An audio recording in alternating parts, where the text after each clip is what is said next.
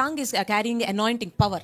మన యొక్క నాలుక ఒక అభిషేకమును కలిగి ఉన్నది. I have told to many people that నేను చాలా మందికి ఇదే విషయం చెప్పాను. don't speak negative words. ఎల్లప్పుడూ వ్యతిరేకమైన మాటలు మాట్లాడకండి. I told to the non-believers. నేను అవిశ్వాసులకు కూడా చెప్పాను. They said that వాళ్ళు ఏం చెప్పారంటే, we are not that much holy people. మేమంతా పరిశుద్ధులం కాదు, We are not that much good people. అదే విధంగా మేమంతా మంచి వాళ్ళం కూడా If కాదు. I speak anything, it won't happen. నేను ఒకవేళ అది చెప్పితే అది ఎప్పుడు కూడా జరగదు.